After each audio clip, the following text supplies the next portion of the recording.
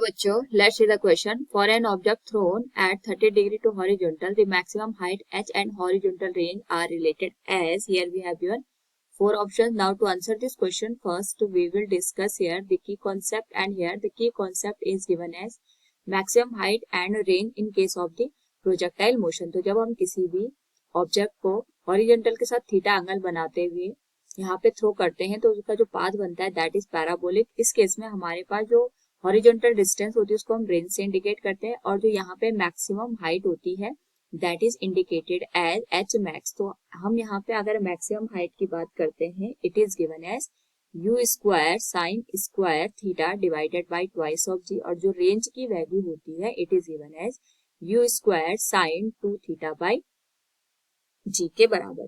Now इसी का use करके हम इस क्वेश्चन को सॉल्व करते हैं.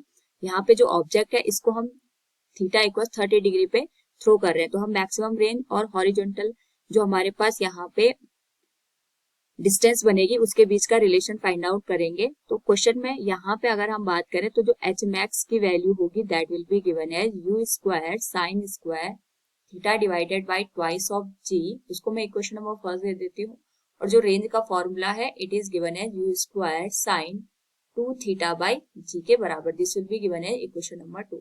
नाउ अगर हम दोनों इक्वेशन को यहाँ पे एक दूसरे से रिलेट करें दैट विल बी गिवन है H max divided by R equals u square sine square theta by twice of g, और जो इक्वेशन सेकंड है इसका रेसिप्रोकल करके लिखेंगे तो ये बन जाएगा g divided by u square sine 2 theta को हम लिखेंगे 2 sine theta cos theta. Similar term यहाँ पे हम कैंसिल कर सकते हैं, जिससे जी कैंसिल हो जाएगा, यू स्क्वायर से यू स्क्वायर कैंसिल हो जाएगा, एंड साइन थीटा से साइन स्क्वायर थीटा की वैल्यू कैंसिल हो जाएगी, तो this will become sine theta divided by cos theta. तो हमारे पास वैल्यू बनेगी tan theta divided by 4, and जो हमारे पास यहाँ पे मैक्सिमम रेंज है इसको हम h से इंडिकेट कर लेते हैं क्वेश्चन के अकॉर्डिंग, और जो रेंज है इसको r से.